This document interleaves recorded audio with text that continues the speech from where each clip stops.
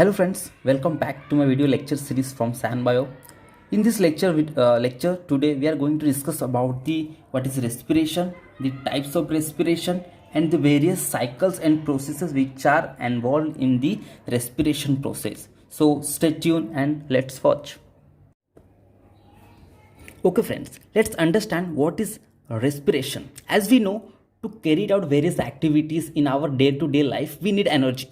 And that energy we need in the form of ATP. And this ATP basically we will get after the breakdown of the food materials what we eat by the cell. Means respiration, it is the cellular level breakdown of the food materials that will cause the release of the energy in the form of ATP.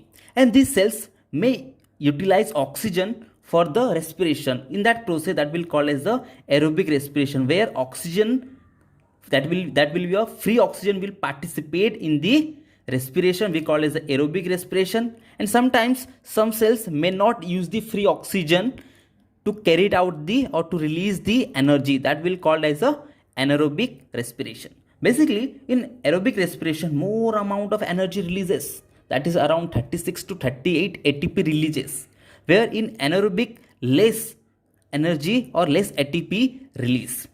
Basically in aerobic respiration the complete oxidation of the glucose take place, and here the glucose is the food material. And in anaerobic respiration the incomplete oxidation of the glucose will be taking place. And in aerobic respiration basically it occurs in the higher plants, some animals and some aerobic microorganism. And anaerobic respiration basically carried out by some yeast cells, muscle cells, erythrocytes and some anaerobic microorganism.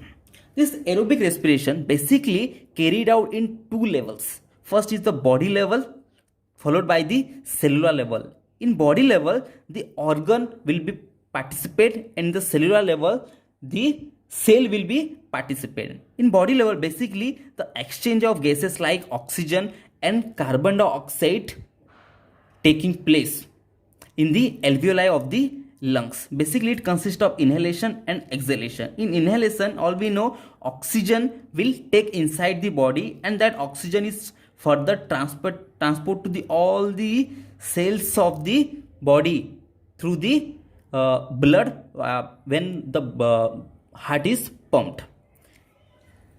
In the cellular level it consists of basically three steps or three cycles.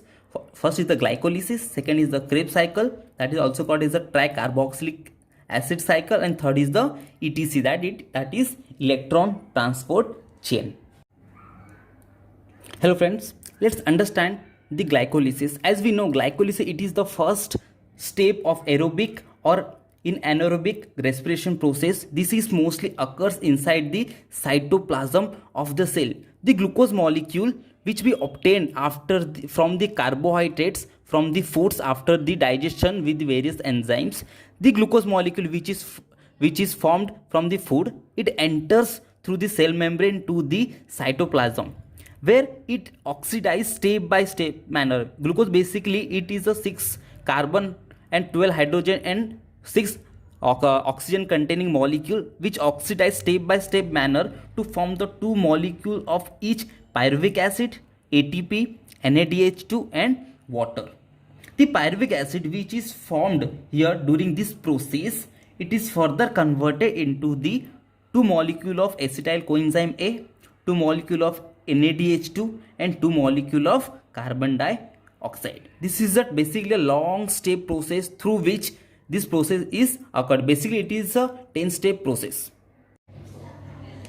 Okay, next is the tricarboxylic acid cycle, which is also called as a TCA cycle or the Krebs cycle.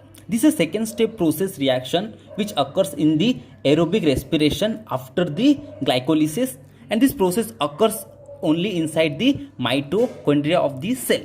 The acetyl coenzyme A, the two molecules of this acetyl coenzyme A which were produced after the glycolysis in the cytoplasm, now they will enter into the mitochondria and participate in the Krebs cycle, and the acetyl group of this acetyl coenzyme A will completely oxidize through this cycle, and the end of this process there will be formation of a 2 carbon dioxide, 1 molecule of COA, 3 molecule of NADH2, that is nicotinamide adenine dinucleotide, and flavin adenine dinucleotide, along with the GTP, that is a guanosine triphosphate from the each acetyl coenzyme A.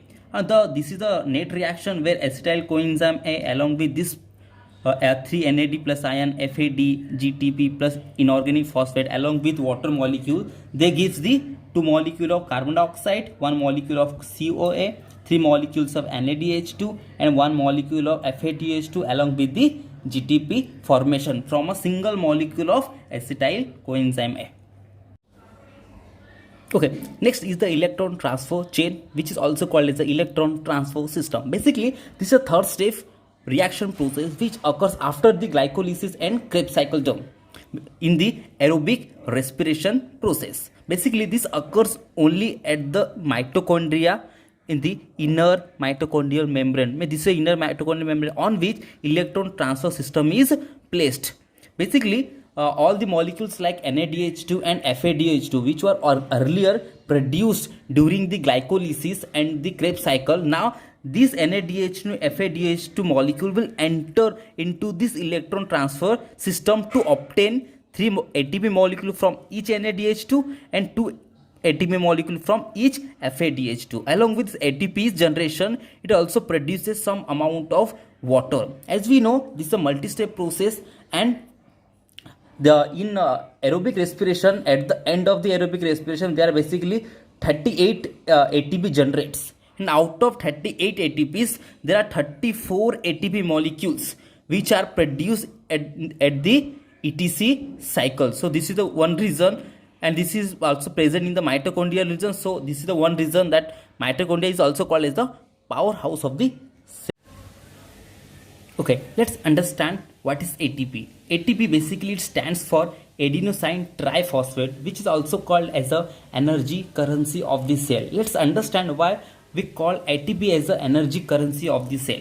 ATP it has the 3 groups. One is the adenine ring, which has a hexane pentane ring attached together and form an adenine ring. This adenine ring is attached with the ribose sugar, and again at the first carbon of this ribose sugar there are 3 phosphate groups are attached together, and this phosphate group have the bond that we call as a phosphate bond. The energy is stored in this phosphate group, means ATP have been stored its energy in this phosphate group. So as per the requirement, these energies which are stored in this phosphate group we can obtain by breaking this phosphate bond. So the ATP get converted into the ADP plus PI, that is the inorganic phosphate, and ADP is the adenine diphosphate, because now it has a 2 phosphate. Further, if you want more amount of energy, you can further break the another phosphate bond. So to obtain ADP, to obtain AMP, that adenosine monophosphate plus inorganic phosphate, again there if you break this bond again will get more amount of energy get released from ADP. So as per requirement, if you are breaking the bonds of this phosphate, we are getting energy. So this is the reason ATP is also called as the energy currency of the cell. Okay friends, let's understand what is ATP.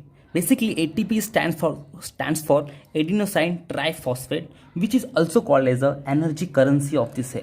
So let's see why ATP is called as the energy currency of the cell. Basically, if you see the structure, the ATP has the it consists of 3 components. First is the adenine group, which has the hexane pentane group. This is further connected by the ribose sugar, and this at the first carbon of this ribose sugar there are 3 phosphate groups are attached, and this phosphate group have the bond that we call as the phosphate bond. These phosphate bonds have the stored its energy, means ATP has been stored its energy in this phosphate bond. So as per requirement, if we want some energy for the cell, so what's our cell do?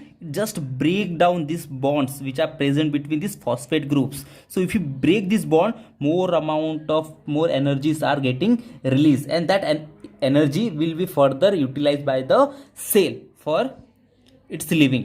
So if in the ATP, if you break down one bond, it will give rise to the ADP plus PI, that is adenosine diphosphate, because now it has a 2 phosphate group along with this ribose and the adenine. Along with there one phosphate will be removing out, so it will become inorganic phosphate. If you want more energy, again you just have to break down this bond. So what will get? Adenosine monophosphate, because now it has a 1 phosphate. Along with this again 1 phosphate group is releasing out, so this becomes adenosine monophosphate. So ATP get converted into the ADP with release of energy. Again ADP is further can converted into the AMP again to obtain the energy. So in this way ATP is giving rise the energy as per the demand. So that this is the reason adenosine triphosphate, that is ATP, is called as a energy currency of the cell. Thank you so much guys to watch this video. If you like this video, please hit the like button and subscribe to my channel ScienceBio to get more videos like this, and definitely share this video with your friends. So thank you.